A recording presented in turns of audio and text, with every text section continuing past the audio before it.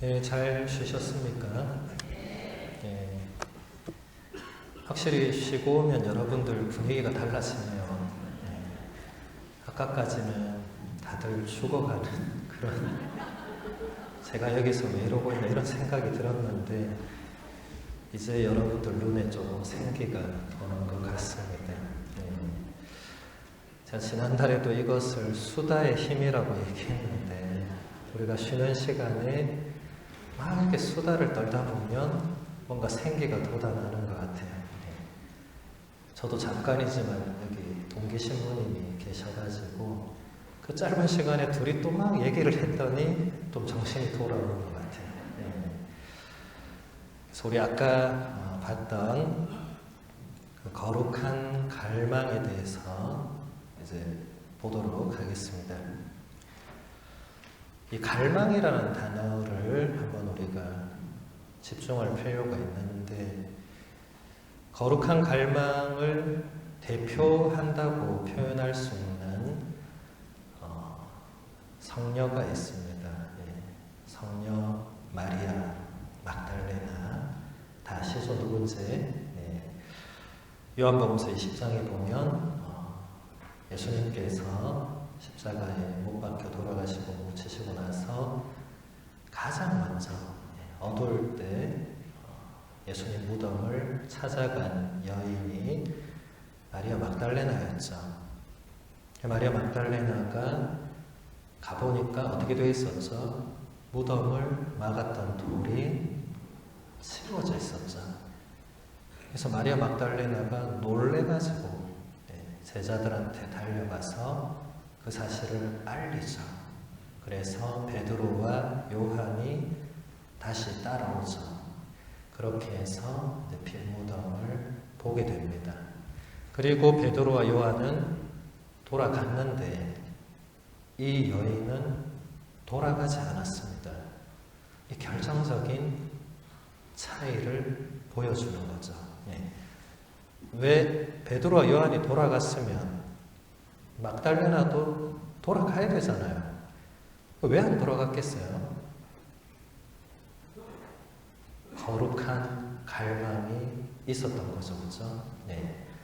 마리아 막달레나가 거기 왜 갔습니까? 예수님을 보려고 간 거죠. 마리아 막달레나가 빈 무덤 앞에 서서 계속 울고 있었죠. 그때 예수님께서 마리아에게 나타나셔서 이렇게 물었죠. 여인아, 왜 우느냐? 누구를 찾느냐? 이렇게 물었죠. 그죠? 여기서 찾는다라고 번역된 그리스어 동사가 제테오라는 동사인데, 이 말이 찾는다라는 뜻도 있지만 갈망한다, 열망한다, 간절히 바란다, 이런 뜻이 있거든요. 자, 우리 요한복음서 1장으로 이렇게 다시 거슬러 가보면 예수님께서 이렇게 길을 가시는데 세례자 요한이 예수님을 보고 보라, 하느님의 어린 양이시다, 이렇게 말을 해요. 그러니까 요한의 제자 중에 두 사람이 예수님을 따라가죠. 그 중에 한 명은 안드레아였습니다. 안드레아가 누구의 동생이죠? 베드로의 동생이죠. 다른 제자 한 명은 이름은 나오지 않습니다. 두 명이 예수님을 따라갑니다. 예수님이 혼자 길을 가다가 뒤에 둘이가 졸졸 따라오니까 뒤로 돌아서서 그들에게 물었죠. 뭐라고 물었습니까? 무엇을 찾느냐? 여기서도 똑같이 이 제테오라는 동사가 쓰였습니다. 그러니까 여기서도 더 우리가 의미에 맞게 번역을 하면 너희 둘은 무엇을 그토록 갈망하느냐? 너희는 도대체 무엇을 그토록 간절히 바라기에 지금 나를 졸졸 따라오느냐? 이런 거죠. 제자들이 뭐라고 대답했습니까? 랍비, 묻고 있는 데가 어딘지 알고 싶습니다. 같이 있고 싶다 이 말이죠. 예수님 뭐라고 하죠? 와서 보아라 해서 하룻밤을 그 두 명이 예수님과 함께 지내게 되죠. 그리고 나서 다음날 안드레아가 베드로한테 가서 뭐라고 말합니까? 우리는 메시아를 만난다.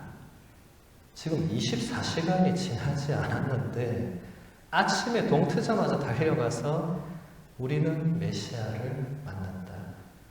어제까지는 랍비, 랍비는 뭐 스승님, 선생님 이런 의미인데 선생님하고 부르다가 메시아가 된 거죠. 하루 만에 이 거룩한 갈망이 채워진 거죠. 그러니까 안드레아는 도저히 가만히 있을 수가 없었고 바로 형에게 달려가서 형을 데리고 옵니다. 그러니까 예수님이 베드로를 딱 보자마자 뭐라고 하시죠? 너는 요한의 아들 시몬이구나. 앞으로 너는 케파라고 불릴 것이다. 케파, 아람어 케파는 이 그리스어로 페트로스, 이제 바위, 반석 뭐 이런 뜻이 됩니다. 그러니까 여기서도 이 제테오라는 이 동사가 핵심적으로 사용이 된 것을 알 수가 있죠. 거룩한 갈망.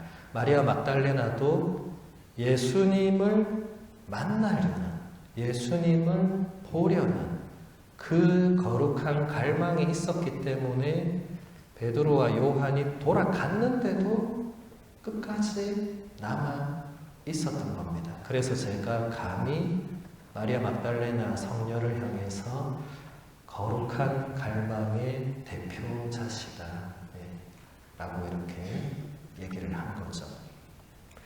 근데 아우구스티노 성인도 이렇게 말합니다. 좋은 그리스도인의 모든 생활은 거룩한 갈망이다. 조금 바꿔 말하면 좋은 그리스도인의 모든 생활은 거룩한 갈망으로 채워져야 된다. 혹은 거룩한 갈망이 되어야 한다. 하면서 아우구스티노 성인이 굉장히 상세하게 설명을 해줘요. 그대는 하느님을 갈망하면서 하느님을 보는 능력도 이게 커지게 되고 또 나중에 가서는 그게 충만해질 것이고 또 여기서 굉장히 중요한 얘기를 하십니다. 하느님께서는 기다리게 하시면서 그 갈망을 키워주실 것이고 그 갈망으로서 영혼을 넓혀주실 것이고 영혼을 넓혀주시면서 당신을 받아들일 수 있는 능력을 갖추게 해주실 것이다. 그래서 형제 여러분 갈망합시다.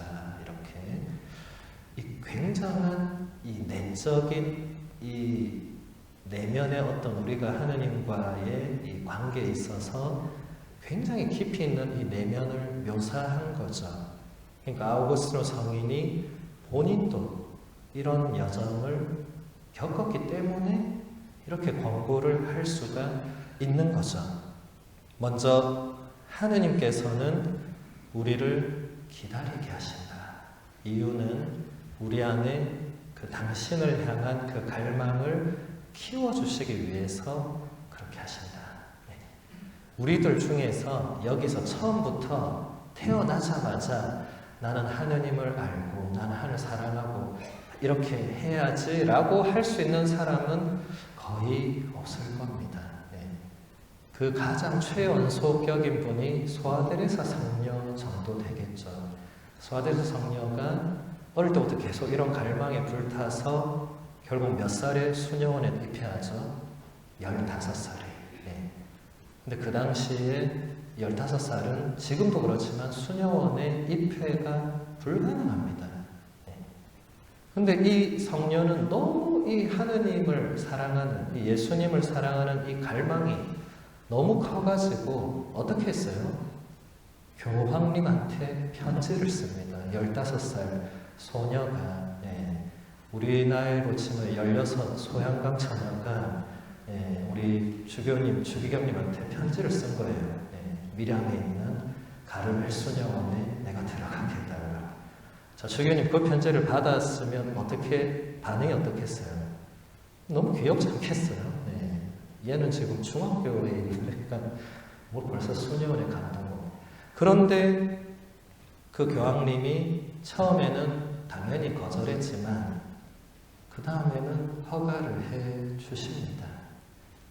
성녀소아들의 산에 있던 그 거룩한 갈망을 교황님이 알아보신 거죠.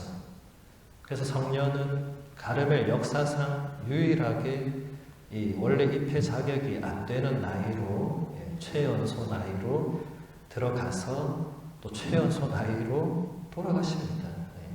24살에 하늘 품으로 떠나요. 9년밖에 안 살았어요. 가르멜 수녀원에. 그리고 수녀원 안에서 한 번도 밖으로 나오지도 않았습니다. 그 정말 당신이 간절히 원했던 그 예수님을 사랑하는 그 삶을 정말 온몸을 불태워서 살고 하늘나라로 이제 또 가신 거죠. 우리는 성녀 소아데스타처럼 하기에는 벌써 다들 나이가 많이 들었습니다. 지금 제 눈으로 15살 정도는 여기 아무도 없고, 여기 최소 다 35, 45 이상이신데, 그래서 우리는 그렇게까지 막 할 필요는 없지만, 하느님께서, 여기서 분명한 것은 하느님께서 우리의 그 갈망을 조금씩 키워주신다. 그래서 다 성녀 소아데사처럼 막 그럴 필요 없고, 하느님께서 이렇게 우리들 각자에게 갈망을 키워주시는데, 그럼으로써 우리 영혼을 넓혀주신다. 굉장히 아름다운 표현이에요. 우리 영혼이 넓어져야만 하느님이란 존재와 그분의 사랑을 우리 안에 받아들일 수 있는 그런 무언가가 생기겠죠. 그죠? 근데 그 또한 하느님께서 그렇게 해 주실 것이라고. 그래서 우리는 갈망하기만 하면 된다. 근데 여러분, 우리의 갈망이, 방향이 아까 우리가 봤듯이 이게 세속적인 곳으로 가면은 당연히 안 되겠죠. 그리고 이게 쌍방향으로 안 됩니다. 한쪽으로 가면 반대로는 못 가게 돼 있는 거예요. 그러니까 우리가 이거를 잘 식별을 해야 되는 것입니다. 나는 지금 내 갈망이 하느님을 향해서 간다고 생각하지만 아닐 수 있는 거죠. 이 방향을 여러분이 잘 보셔야 됩니다. 그리고 성인이 이렇게 얘기하죠. 하느님을 갈망하면서 단련되는 것, 이것이 바로 우리의 삶이다. 그러니까 하느님을 우리가 갈망하면서 하느님을 향해서 나아가려고 하고 하느님을 더 사랑하려고 하고 이렇게 하다 보면 이게 그냥 순탄하게 이렇게 될 수가 없고, 반드시 온갖 유혹과 시련과 이 악의 장난과 뭐 이런 온갖 것이 우리를 힘들게 할 것이고, 그러면서 우리가 단련이 되는 것이다. 그래서 이 거룩한 갈망이 여기 성인이 표현한 대로 우리의 갈망을 세상에 대한 사랑으로부터 떼어놓기까지 계속해서 우리를 훈련시킬 것이다. 이건 여러분 좀 이해할 수 있겠죠. 내가 정말 하느님을 사랑하고 싶다. 내가 정말 예수님을 온전히 따르고 싶다. 내 삶을 있는 그대로 봉헌하고 싶다. 나도 정말 순교자처럼 정말 내 목숨마저도 그냥 내 모든 거를 그분께 봉헌하고 싶다라는 갈망을 일단 가지고 있으면 계속 그것을 추구해 나가는 가운데 그 수많은 어려움들을 겪겠지만 어쨌든 그렇게 단련되면서 계속 하느님을 향한 방향으로 나아갈 수가 있다. 아우구스티노 성인도 본인의 삶이 그랬죠. 아우구스티노 성인은 제가 아까도 얘기했지만 처음부터 처음부터 이분은 그 거룩한 갈망을 가지고 있었는데 방향이 잘못 간 거예요. 방향이. 예. 뒤늦게 알아차린 거죠, 이분이. 그래서 이분이 이런 얘기를 이런 책에 계속 써놓는 겁니다. 이 방향이 잘못되어서 본인이 얼마나 이 힘든 시간을 정말 그 방탕한 그 정말 오류와 무지와 그 어리석은 헛된 시간을 보냈는지 알기 때문에 아우구스도 성인 인생 절반은 그런 시기였거든요. 이분이 굉장히 늦게 세례받고 늦게 사제되고 했기 때문에 절반을 나이였으니까 얼마나 이분이 한이 맺혔겠어요. 네. 그러니까 후대의 우리들한테는 그러지 않기를 바란다. 네. 근데 제가 아까도 말씀드렸지만 여긴 우리 대부분은 벌써 인생 절반이 그런 삶으로 날아갔을 수도 있고, 네. 근데 중요한 거는 지금 이 순간부터 내가 정말 이런 거룩한 갈망을 가지느냐, 또 앞으로 그런 갈망으로 살기 위해서 노력하느냐, 이제 이런 것을 우리가 잘 봐야 되겠죠. 그 다음 네 번째 강해 11장을 보면 성인이 이렇게 이야기를 하십니다. 형제 여러분, 두 가지 탄생, 곧 아담과 그리스도를 잘 생각해 보십시오. 둘 다 사람입니다. 그러나 그 가운데 하나는 사람일 따름이고 다른 한 분은 하느님이신 사람입니다. 단지 사람일 따름인 사람 때문에 우리는 죄인이지만 하느님이신 사람 때문에 우리는 의롭게 됩니다. 저 탄생은 우리를 죽음에 몰아붙이지만 이 탄생은 생명을 향하여 우리를 일으켜 줍니다. 저 탄생은 죄를 달고 다니지만 이 탄생은 죄에서 해방시킵니다. 사람의 죄를 없애기 위해서 사람이신 그리스도께서 오셨기 때문입니다. 악마가 한 일을 없애버리시려고 하느님의 아드님께서 나타나셨던 것입니다. 아담과 예수 그리스도에 대한 비교입니다. 이미 여러분 성경에 아담과 예수를 비교한 인물이 있었죠. 누굽니까? 사도 바울. 어디 나오죠? 로마인들에게 보낸 편지의 5장을 읽어보면 첫 번째 아담은 흙에서 왔고 그 첫 번째 아담 때문에 모든 인간은 죽게 되었는데 두 번째 아담은 영적인 존재라서 이 두 번째 아담 때문에 우리가 모두 이제 살게 되었다. 이 두 번째 아담이 누굽니까? 예수 그리스도이시죠.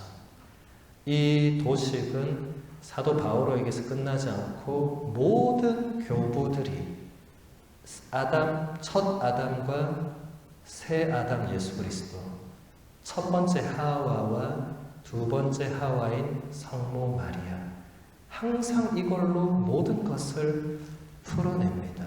엄청난 도식입니다. 엄청난. 예. 이거를 지금 아우구스도 성인이 굉장히 잘 풀고 있죠. 둘 다 사람이다. 일단 둘 다 사람이죠. 근데 첫 번째는 그냥 사람일 뿐이었는데 두 번째 분은 하느님이신 사람이었다. 네. 첫 번째 사람 때문에 우리는 죄인인데 이 하느님이신 사람 때문에 우리가 의롭게 되었다. 아담 때문에 우리가 죽음으로 넘어갔지만 예수님의 탄생이 생명을 향하여 우리를 일으켜 주었다. 계속 이 아담과 새 아담을 이렇게 비교를 하고 있습니다. 이 하와도 마찬가지죠. 하와가 이 불순종을 해서 이제 세상에 죽음이 들어오게 되었는데 성모님께서 순명을 하셔서 세상에 구원이 오게 된 거죠. 그래서 여러분 앞으로 이 아담과 하와라는 인물은 그냥 전설 속의 역사적인 인물이 아니고 아담과 하와는 우리 인간의 이 본연의 모습이 무엇인가를 보여주는 존재들이죠. 우리도 아담과 하와처럼 하느님의 말씀에 불순종할 수 있고, 그 결과는 어떻게 되죠? 하느님과 관계가 깨지고, 그럼으로써 그 죄의 결과로 우리의 이 하나님께로부터 받은 우리의 이 본성, 아름다운 본성이 뭔가 상처를 받고 뭔가 오염되고 더러워지고 이런 게 있는데, 이와 반대로 이 예수 그리스도 또 성모 마리아의 이 철저한 그 순명을 통해서 우리는 그런 우리의 죄의 결과를 뛰어넘을 수 있는, 또 죄를 용서받을 수 있는, 그걸 이제 우리가 보게 되는 거죠. 여러분, 그 사도 바오로의 필리피서 2장을 이렇게 읽어보면 필리피서가 그리스도 창가를 처음에 노래하죠. 예수 그리스도는 하느님과 본질이 같은 분이셨는데, 그것을 당연하게 여기지 않으시고 인간이 되어서 이렇게 내려오시고, 그뿐만 아니라 십자가에 달려서 목숨까지 바치면서 자기 자신을 비워서 하느님의 그 뜻에 순종을 하셨습니다. 그래서 하느님께서 그분을 가장 높은 자리로 올리시고 모든 만물이 그분의 이름, 예수 그리스도의 이름 앞에 무릎을 꿇고 그분께 영광을 드리게 하셨다. 이게 이 예수라는 이 인물의 이 구원의 핵심 내용이 되겠죠. 성모님도 마찬가지죠. 가브리엘 천사가 오셔서 성모님께 예수님 잉태예고를 했을 때 성모님이 저는 안 되겠습니다 라고 한마디만 했으면 어떻게 됐겠어요? 아직 예수님이 이 땅에 오지 않았을지도 모르죠. 성모님이 이해 안 했으면 또다시 성모님 같은 이 시골 처녀까지는 어쨌든 성모님 같은 이 여인을 찾아야 되는데 그 찾는 거 쉬운 일은 아니었을 겁니다. 이 순종한다는 것, 여러분들이 하느님의 뜻에 순종한다는 것은 참 어렵죠. 쉬운 일이 아니죠. 아까 우리가 칼로 우리의 뭔가 옛날의 이 악습들, 우리 안에 이런 것들을 끊어버리는 것도 참 어려운데, 이제 같은 맥락이죠. 그걸 끊는 게 하느님의 뜻이니까. 하느님은 우리가 모두 당신의 그 모상을 닮은 그 본연의 아름다움, 본연의 거룩한 존재로 살기를 원하시는데, 우리가 끊임없이 우리 안에 있는 다른 이 갈망, 세속을 향한 다른 좋지 않은 이 것들에 휩쓸리면 하느님의 뜻과 반대될 수밖에 없죠. 그래서 하느님의 뜻에 순명하는 것은 어렵습니다. 근데 어렵다고 해서 못할 건 아니죠. 모든 성인, 성녀들도 다 하셨죠. 우리와 똑같은 인간이었는데 그것들도 하셨죠. 우리도 할 수 있습니다. 근데 중요한 것은 정말 우리가 아까 얘기한 그런 그 갈망을 계속 내가 간직하고 있으면 하나님께서 계속 우리를 도와주실 것이라는 믿음을 가져야 되겠죠. 그럼 5번째 강해의 4장을 보면 성인이 이렇게 얘기합니다. 주님께서는 부활하신 다음 베드로에게 너는 나를 사랑하느냐 라는 것 말고 무엇을 물었습니까? 그리고 한 번 묻는 것만으로는 부족해서 2번째, 3번째도 똑같은 질문을 하셨습니다. 3번째 물음에 베드로는 주님께서 자기를 신뢰하지 않으시고 자기 마음의 진실을 몰라주신다는 생각에 슬픈 기색이 되었지만, 주님께서는 처음에도 2번째도 3번째도 이것만 물어보셨습니다. 두려움은 3번 부인했지만 사랑은 3번 고백했던 것입니다. 제가 아까도 잠깐 언급했는데 예수님께서 부활하신 뒤에 베드로에게 너는 나를 사랑하느냐? 이걸 물었죠. 자, 여러분 예수님 입장에서 한번 생각해 봅시다. 여러분이 예수님인데 여러분 가장 친했던 친구인 베드로 혹은 마리아 혹은 누군가가 나를 3번이나 배반했어요. 그리고 나서 어느 날 다시 만났는데 그 만났는데 여러분 베드로 넌 지금도 나를 사랑하느냐 이렇게 물을 수 있습니까 없습니까? 물을 수 있습니까? 자, 있는 사람 손 들어보세요. 나는 그렇게 묻겠다. 너는 아직도 나를 사랑하느냐 이렇게 물을 수 있다. 없죠. 뭐라고 말해야 됩니까? 네가 나한테 어떻게 그럴 수 있었느냐고. 내가 너한테 어떻게 했는데 네가 나한테 그럴 수 있었느냐고 이렇게 말해야 지극히 정상적인 거 아니에요? 지금 제가 좀 너무 과한 겁니까 이게? 여러분 3번 배반 당하면 어떻게 되겠어요? 눈 뒤집히지 않겠어요?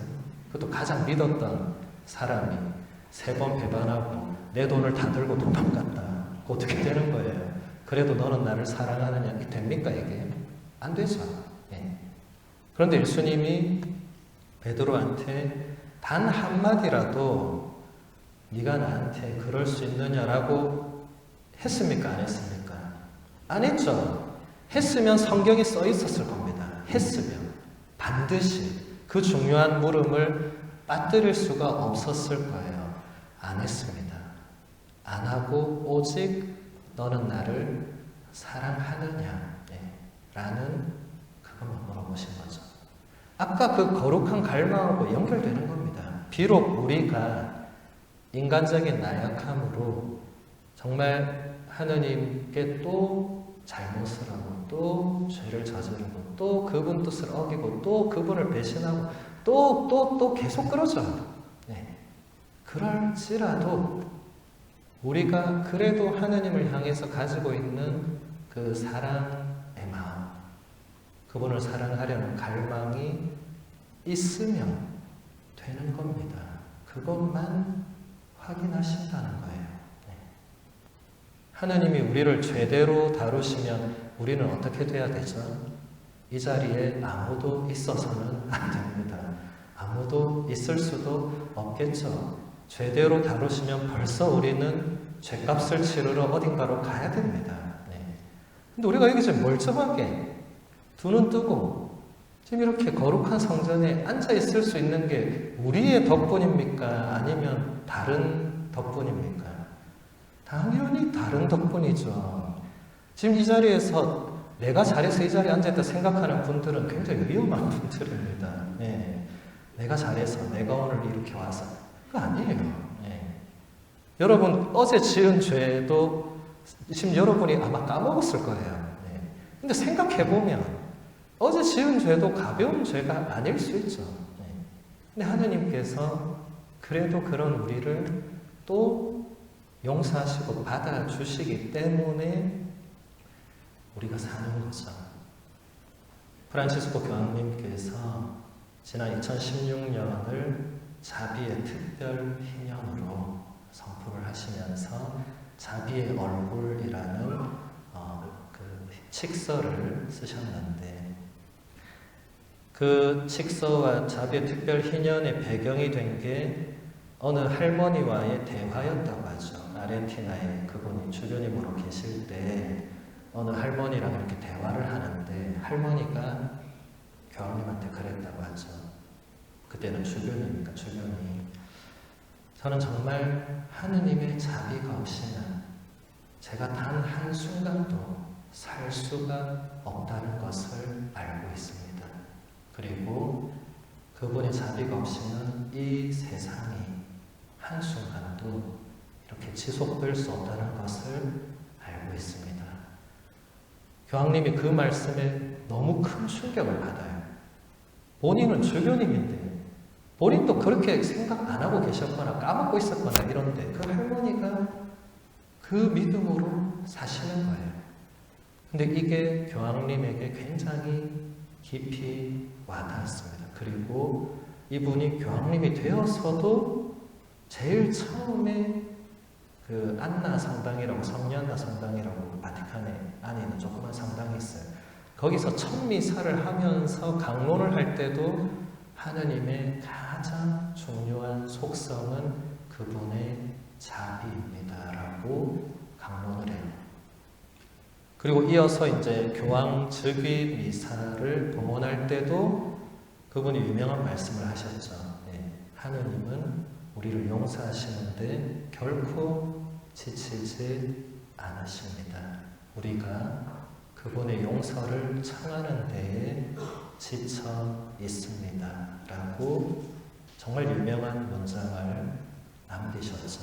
그러면서 이 자비의 특별인연, 자비역을 이런 거를 하셨는데 그토록 하느님의 자비는 어마어마한 거죠.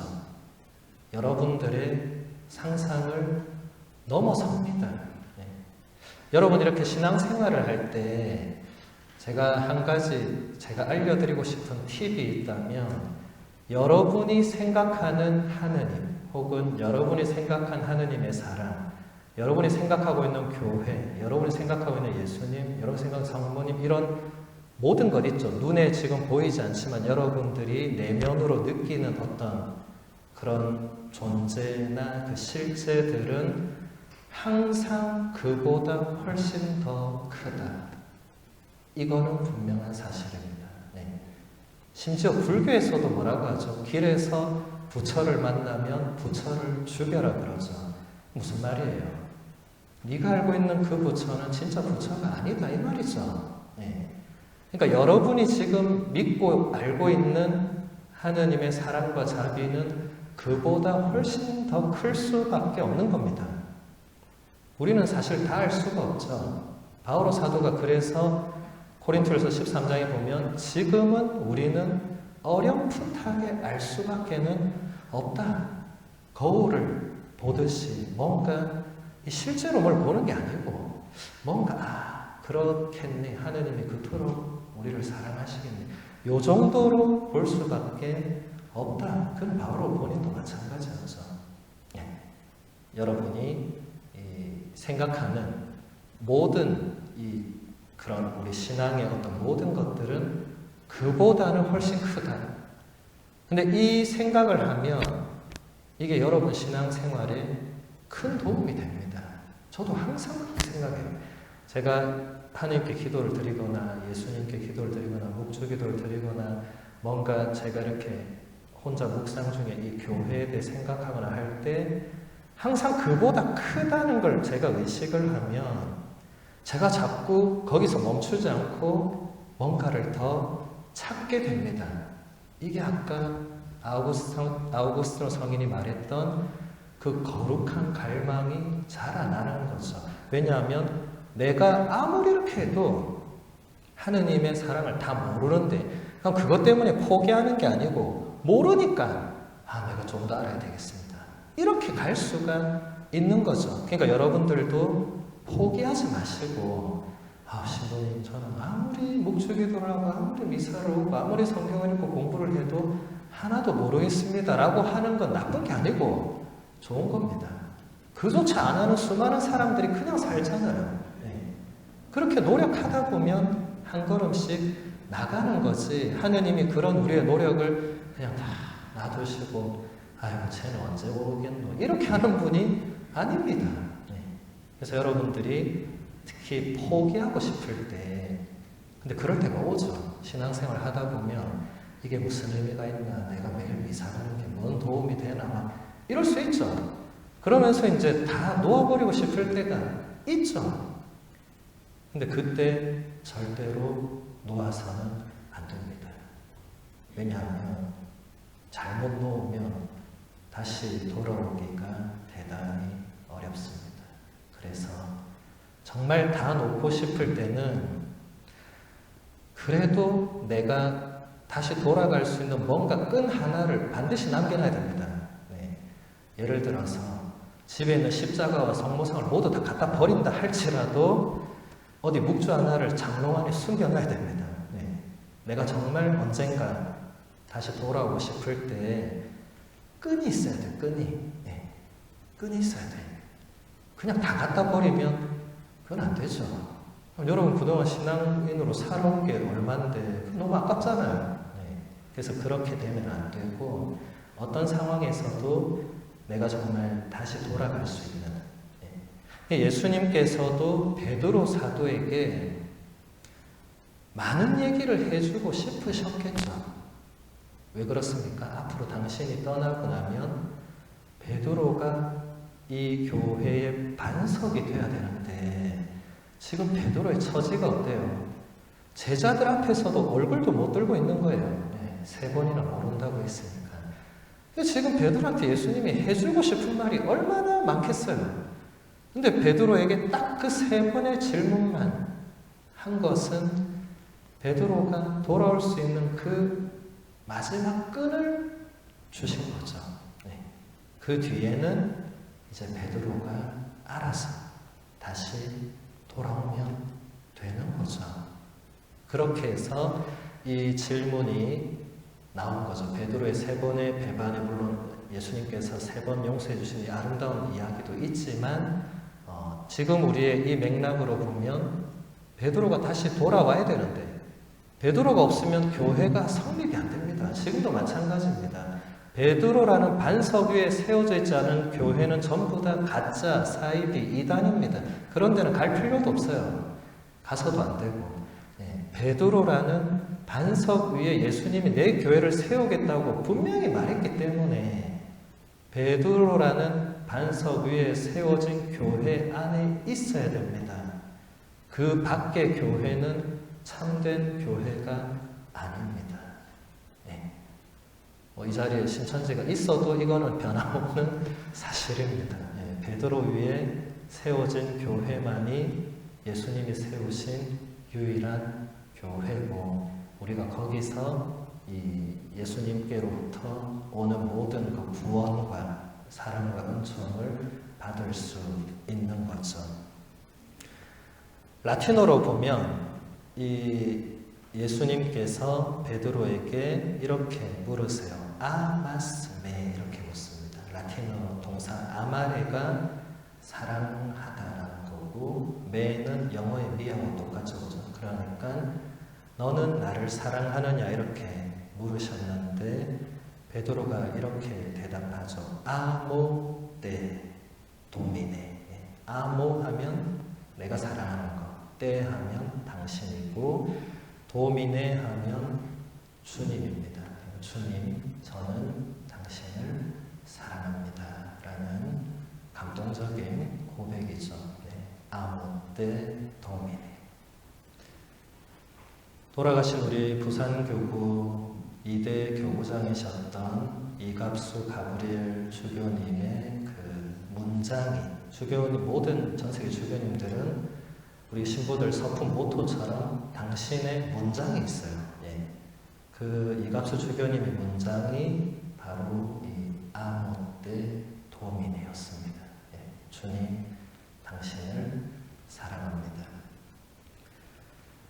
제가 신학생 때 그때 교구장님이 이갑수 주교님이셨는데 그때 이제 막 인터넷이란 게 이제 세상과 교회에 이렇게 보급이 되어서 그때 막 이제 사람들이 처음으로 이메일이란 걸 만들 때였어요. 그전에는 다 손편지 쓰고, 손으로 엽서 쓰고, 손으로 카드 쓰고 했는데, 그때 처음 이제 이메일이란 게 나와가지고, 우리 신학생들도 학교에서 이제 다 만들어라. 앞으로 시대가 변할 것이다. 라고 해서 이제 저도 이제 만들려고. 여러분, 이메일 만들려면 뭘 만들어야 되죠? 아이디가 있어야 돼요. 아이디. 그리고 이 아이디는 중복되면 안 되죠. 그러니까 누가 먼저 했으면 나는 그걸 하면 안 되죠. 네. 그래서 아마 여러분도 아이디 만들 때 저 같은 어려움을 겪었을 건데 저도 아이디를 만들려고 이제 제 세례명이 파트리치오니까 파트리치오를 넣어보고 아니면 제 이름이 장제명이니까 장제명을 넣어보고 뭘 넣어도 안 돼. 앞에 누가 제 이름이 다 이름 많은 줄 몰랐어요. 예, 장제명도 있고 제명장도 있고 별걸 해도 안 돼. 파트리치오도 뭐 전국에 전 세계 많겠죠, 그죠? 네. 하다 한 100번 하다 지쳐가지고 이 치사해서 안 만든다 이러면서 네, 안 만들려고 하다가 그때 제 눈앞에 그 이갑수 주교님의 주교님 상봉 같은 게 있었어요. 네. 거기에 아모떼 도미네가 적혀 있는 거예요. 그래서 저거 한번 쳐봐야 되겠다 하고 저걸 딱 쳤더니 중복된 아이디가 없는 거예요. 네. 그래서 지금도 제 이메일 아이디가 아모떼 도미네입니다. 지금도 네. 제가 주교님께 허락도 안 받고 원래 이런 거 막 쓰면 안 되는데 허락도 안 받고 제가 지금까지 쓰고 있습니다. 허락 맡으려니까 갑자기 은퇴하시더라고요. 은퇴하고 나시고 또 이제 돌아가셨죠, 그죠? 네, 그래서 이제는 뭐 허락 맡을 그것도 없어졌는데 아무튼 제가 이 이메일 아이디를 뭐 우연히 선택했지만 그 뒤부터 제가 이제 이 이메일을 제가 접속할 때마다 제가 어떻게 하겠어요? 제가 이 알파벳을 직접 쳐야 돼. 여러분 컴퓨터로 이메일 하는 분은 무조건 아이디를 자기가 쳐야 돼. 네. 그럼 제가 어떻게 하겠죠? 이 아모떼 도미네를 칠 때마다 그냥 치고 넘어가겠습니까? 마음속으로 한 번 또 생각을 하겠죠. 네. 주님, 당신을 사랑합니다. 그럼 내가 지금 정말 주님을 사랑하고 있는가? 뭐 이런 식으로 그 짧은 찰나에도 이런 것은 우리에게 도움을 줍니다. 네. 여러분도 그런 한 문장들을 이렇게 좀 가지고 기도에 활용하시면 대단히 도움됩니다. 아까 우리가 봤던 무엇을 찾느냐 뭐 이런 거 있죠. 네. 그런 것을 생각하면 도움됩니다. 물론 24시간 내내 무엇을 찾고 있지 이럴 수는 없지만 그래도 무엇을 찾느냐면 나는 지금 무엇을 찾고 있나? 나는 무엇을 갈망하고 있나? 이런 걸 볼 수가 있는 거죠. 그 다음 5번째 강해의 6장을 보도록 하겠습니다. 세례받은 사람은 탄생의 성사를 받았습니다. 위대한 성사, 거룩하고 신비롭고 말로 표현할 수 없는 성사를 받은 것입니다. 그것이 무엇인지 생각해 보십시오. 그것은 모든 죄를 용서받아 새 사람이 되게 하는 성사입니다. 그렇지만 몸에서 이루어진 것이 마음 안에서도 완성되었는지 살펴보십시오. 사랑을 지니고 있는지 살펴보라는 말입니다. 사랑을 지니고 있다면 나는 하느님에게서 태어났다고 말하십시오. 그러나 사랑을 지니지 못했다면 그는 단지 주어진 인호만 받았을 뿐 떠돌아다니는 방랑자입니다. 사랑을 지니십시오. 그렇지 않다면 하느님에게서 태어났다고 말하지 마십시오. 그래도 나는 성사를 지니고 있다라고 말하겠지요. 바오로 사도의 말씀을 들어보십시오. 내가 모든 신비를 깨닫고 산을 옮길 수 있는 큰 믿음이 있다 하여도 나에게 사랑이 없으면 나는 아무것도 아닙니다. 우리는 다 세례를 받았습니다. 라고 지금 여기 앉아있는 분들은 적어도 세례를 받았다고 제가 생각하는데 지금 아우구스티노 성인이 이렇게 얘기하죠. 예, 세례를 받은 것이 몸으로 지금 우리가 받았는데 그게 우리의 마음 안에서 완성되었는지 살펴봐라. 네. 그러니까 쉽게 말해서 세례를 받은 게 끝이 아니다. 네. 세례만 받았다고 다 되는 거 아니다. 라는 거죠. 그러면서 이렇게 얘기하죠. 바로 사랑을 지니고 있는지 살펴봐라. 세례를 받은 것이 우리 마음 안에서 완성이 되려면 내가 정말 사랑을 지니고 있는가. 네. 그 다음 굉장히 아름다운 표현입니다. 사랑을 지니지 못했다면 그 사람은 단지 주어진 인호만 받았을 뿐이지 떠돌아다니는 방랑자에 불과하다. 우리가 세례를 받을 때 인호란 걸 받거든요. 네. 영적인 인장을 받아요. 영적 나리. 그러니까 이제는 내가 하느님의 것이다라는 이런 걸 받는데 아우구스티노 성인이 지금 그것만으로도 안 된다. 네. 그거 받았다고 해도 사랑을 지니고 있지 않으면 정말 그 떠돌아다니는 삶에 불과하다. 네. 그러면서 고린토에서 13장 2절을 인용하죠. 내가 모든 신비를 깨닫고 산을 옮길 수 있는 큰 믿음이 있다고 하여도 나에게 사랑이 없으면 나는 아무것도 아닙니다. 지난달에 오셨던 분들은 이 말씀을 잘 아실 겁니다. 왜 그렇죠? 지난달에 오신 분들은 제가 뭐 드렸잖아요. 집에 가실 때. 거기에 적혀있는 구절이 바로 나에게 사랑이 없으면 나는 아무것도 아닙니다. 이건 제 사제 서품 모토이기도 합니다.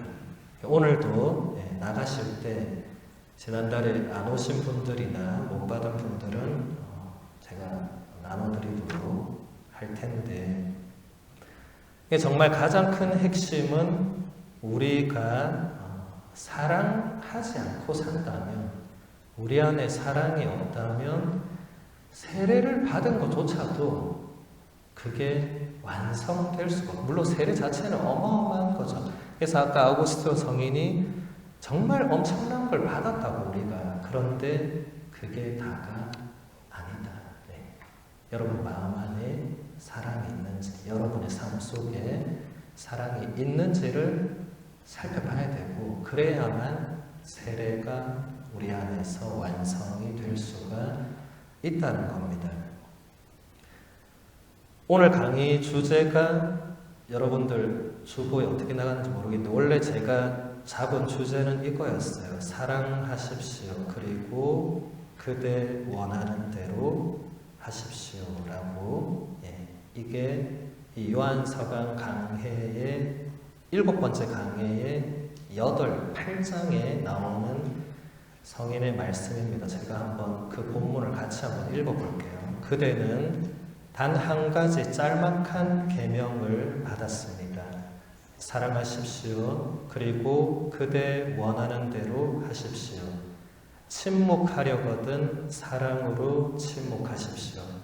외치려거든 사랑으로 외치십시오. 바로잡아 주려거든 사랑으로 바로잡아 주십시오. 용서하려거든 사랑으로 용서하십시오. 그대 안에 사랑의 뿌리를 내리십시오. 이 뿌리에서는 선한 것 말고는 그 무엇도 나올 수가 없습니다. 진짜 아름다운 문장이죠. 이 아우구스티노 성인의 요한서강 강해라는 이 작품이 총 10개 강해로 되어 있는데 전체 교부들의 그 수많은 작품 중에 가장 아름다운 문헌으로 꼽히는 작품입니다. 그래서 여러분들 나중에 꼭 한번 이 책 전체를 한번 이렇게 읽어보시면, 물론 뭐 어려운 부분도 있고 하겠지만 정말 그 아우구스티노 성인이 그 사랑을 어떻게 풀어내는지, 요한의 첫 번째 편지가 하느님의 사랑과 우리의 사랑을 계속해서 이야기하는데 그걸 정말 아름답게 풀어내고 있습니다. 꼭 읽어보시기를 바라고, 우리가 받은 단 한 가지 계명이 사랑하는 것과 그리고 우리가 원하는 대로 하는 건데, 이게 조심해야 되는 게 사랑하고 그냥 내가 원하는 대로 내 마음대로 하고 이게 아니고, 그래서 아우구스티노 성인이 지금 설명을 하잖아요. 침묵을 하려고 해도 사랑으로 침묵하고, 뭔가를 외치려고 해도 사랑으로 외치고, 잘못된 것을 바로잡아 주려고 할 때도 사랑으로 바로잡아 주고, 용서를 하려고 할 때도 사랑으로 용서해 주고. 이게 무슨 말이죠? 우리가 하는 모든 일이 사랑으로, 그러니까 나의 개인적인 욕심이나 뭐 다른 어떤 보복의 마음이나 뭐 이런 게 아니고 정말 사랑으로 내가 모든 걸 하면 그 뒤부터는 어떻게 해야 된다? 당신이 원하는 대로 하면 된다. 왜냐하면 사랑으로 모든 걸 하는데, 그럼 그 뒤에는 당연히 원하는 것도 사랑의 결과적인 이 뭔가를 원하지, 내가 내 욕심을 채우기 위한 뭔가를 원할 수가 없다고 했잖아요. 그죠? 아우구스틴 성인이 우리 안에 사랑의 뿌리를 내리게 되면 그 뿌리에서는 선한 것 말고는 그 무엇도 나올 수가 없다. 그래서 원하는 대로 해도 된다. 예수님께서 당신 원하시는 대로 하셨죠. 그죠? 왜냐하면 당신 원하는 게 하느님 원하시는 거랑 일치하니까 그렇게 해도 선한 열매만 맺는 거죠. 그러니까 우리가 바로 그 경지로 갈 수는 없겠지만, 우리도 먼저 모든 것을 내가 사랑으로, 오직 정말 하나님을 사랑하는 마음, 그리고 오직 내가 이 사람 혹은 이 공동체를 사랑하는 그 사랑으로 뭔가를 하면 정말 나머지 모든 것은 하나님의 뜻에 그게 맞아서 선한 열매를 맺게 된다라는 것입니다. 제가 여러 개를 뽑아왔는데 매번 이렇게 몇 개를 못 보네요. 앞으로 몇 개 안 뽑아와야 되겠네. 뽑아온 건 많은데 이게 시간이 늘 좀 한계가 있는 것 같습니다. 다음 달은 우리 3월